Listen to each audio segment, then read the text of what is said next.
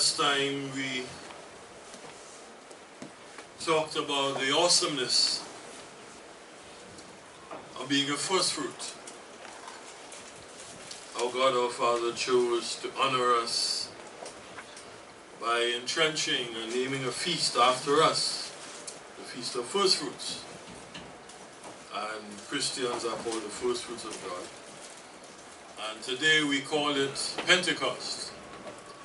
But it is also called by other names. It's called the Feast of Harvest. Feast of First Fruits. And it is no coincidence that we are also called first fruits. When it was named originally, they probably were referring to agricultural produce. That is how they understood it then.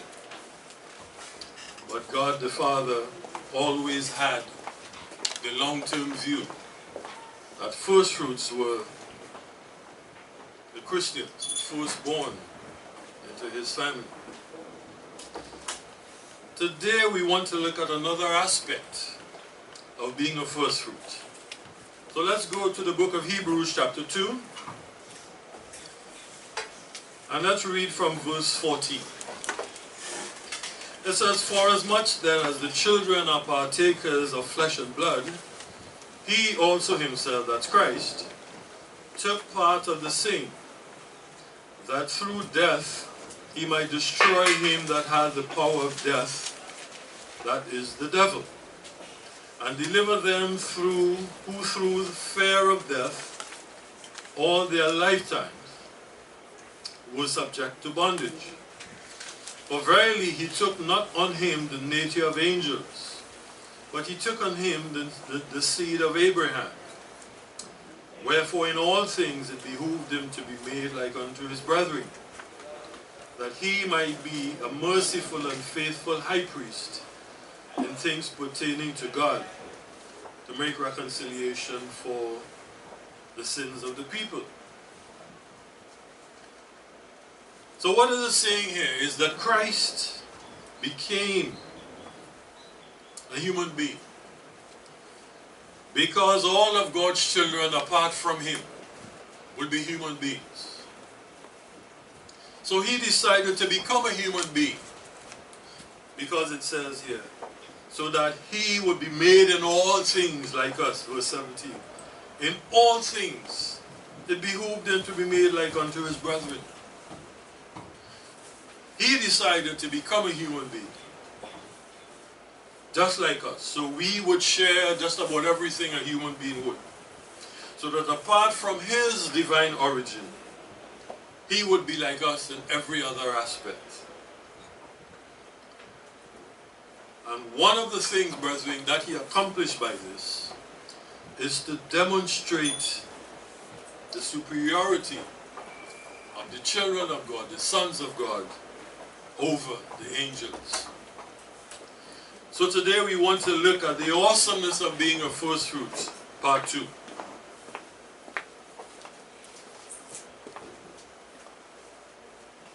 Now let us go to the book of Hebrews and see chapter 1 and see how this superiority was established. Hebrews chapter 1, and let's read from verse 4. It says, being made so much better than the angels. Note that. Being made better than the angels, as he had by inheritance obtained a more excellent name than they. Here's how the New International Version puts this.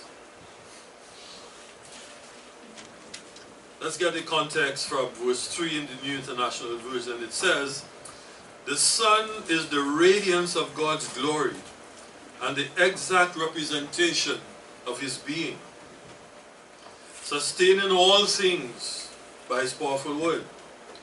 And after he had provided purification for sins, he sat down on the right hand of the majesty of the Father in heaven."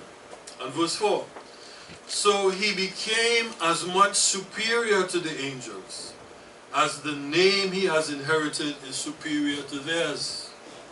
And what was the name that he inherited? He became a son. Now Paul is using Christ as the example.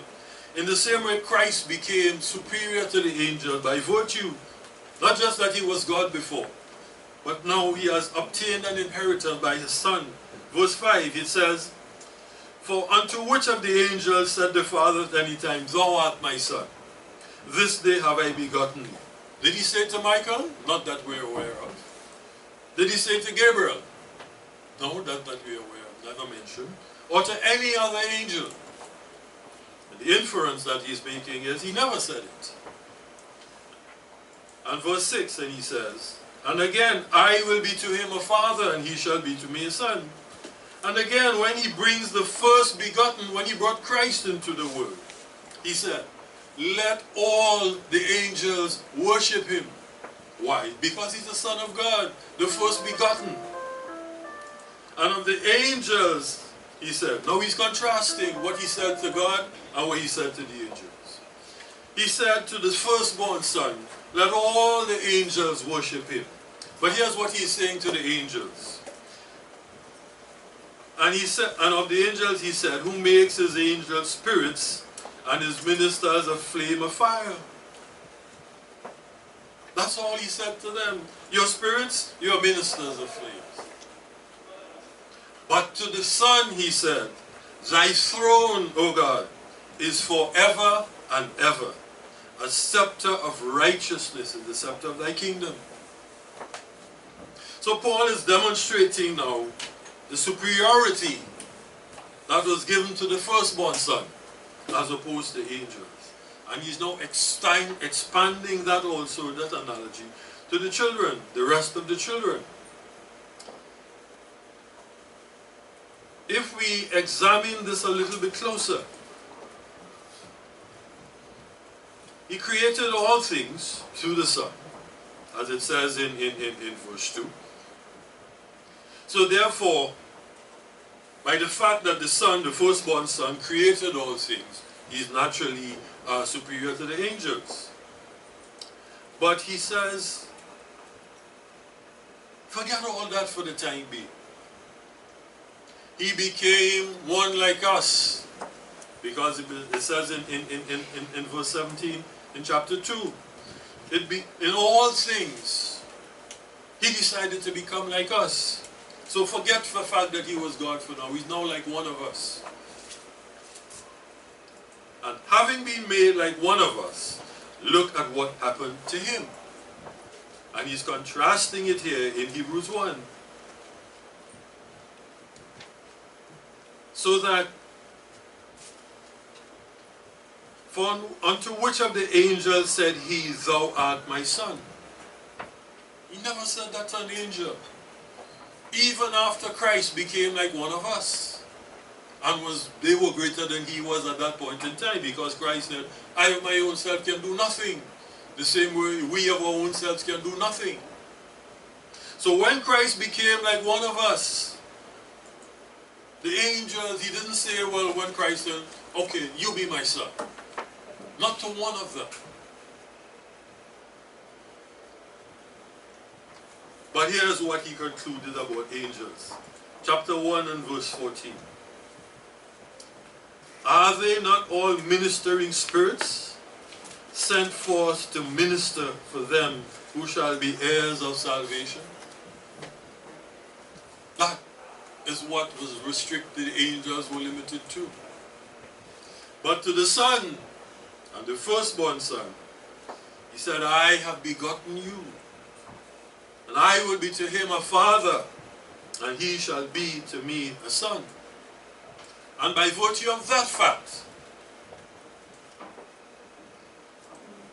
Paul is saying that we, as the sons of God, will be in a similar position, superior to the angels. Now, imagine this in a human dimension, at least for the while. Let's say the president, the prime minister of a country, his children, for the time that he is there, has in a sense a superior kind of a status to others. So when the Prime Minister goes along somewhere, if he brings along his children, the status that he has kind of rubs off on them. The same kind of protocol that they offer to the Prime Minister or the President, his children will get. You don't disrespect the Prime Minister, therefore you don't disrespect his children. But the point that Paul is making here is that with us, while the similarity is going to be maintained, it goes beyond that. Because we will now have a status that will never be removed. Whereas the children will have it temporarily while their father is the Prime Minister or the President. In our case, the fact that we are sons will give us that status because we will be kings and priests. And no angel will ever get to that position. They are simply ministering spirits. And as he says here, which of them, he said, thou art my son, this day have I begotten you. So that the name that we will have as sons of God will be far more excellent than the angels. Because if you think of it, brethren, the greatest being in the world is going to acknowledge us as his children. Not the angels. You know? I will be to him a father, and he shall be to me a son. And we have in Corinthians, I think it's 2 Corinthians, just let me go there and read that. That where it was 2 Corinthians, let's go down from chapter 6 and from verse 17. He says, wherefore come out from among them and be you separate, said the Lord, and touch not the unclean thing, and I will receive you. And verse 18, and I will be a father to you, and you shall be my sons and daughters, said the Almighty. What did he say to Christ? Thou art my son.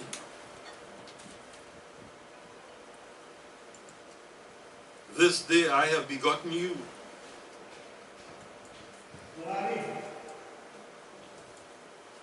But unto the angels, he merely restricted them to being messengers and servants. And I don't know how this grabs you, brethren, that the Father would think to elevate us this way. That he would say, that Paul says, you know, for unto the angels has he not put into subjection the world to come, whereof we speak. And he mused on David's words. What is man that thou art mindful of him? Or the son of man that you visitest him? And then he's drawing the parallel now. You made him for now a little bit lower than the angels. So whereas the children of the president or the prime minister, for a little while, they have a higher status than the average, let's say, person in the street. But this is a little bit reversed. For a little while now, we're lower than the angels. But you crowned him with glory and honor. And the first taste of that glory and honor was to name a feast to honor us. Because we are the first fruits of God. And it's not by coincidence. Of all the other names that there are, one of them is Feast of the First Fruits, which is what we observe today.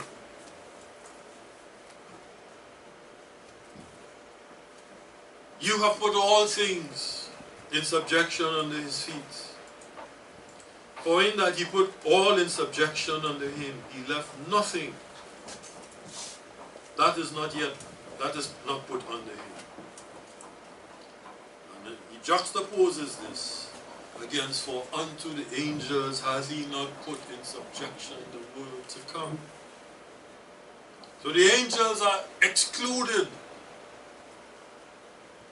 from, as he put it, the governance of the world to come, the rulership in the world to come. Because we are the sons of God. And I don't know how that affects you, brethren, but to me, it is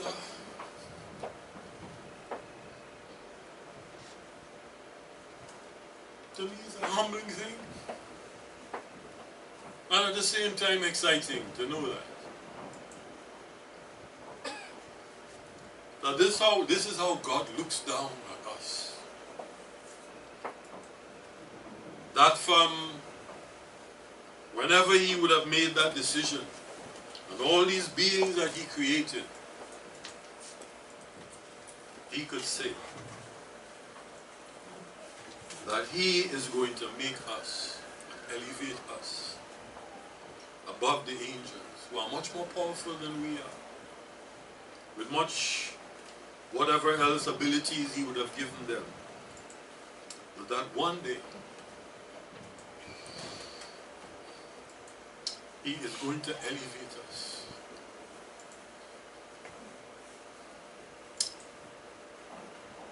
I don't know how to respond to that, brother. To me, it is at once exciting and also humbling. But today, brethren, is a day when we see that being fulfilled. What is man?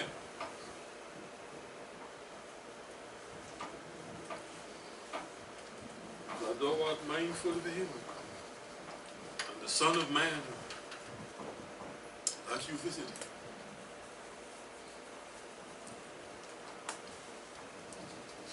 I sat there last night contemplating this, and I don't know how else to express any kind of emotion. What do I say to God to know that this is what he has done? I don't know.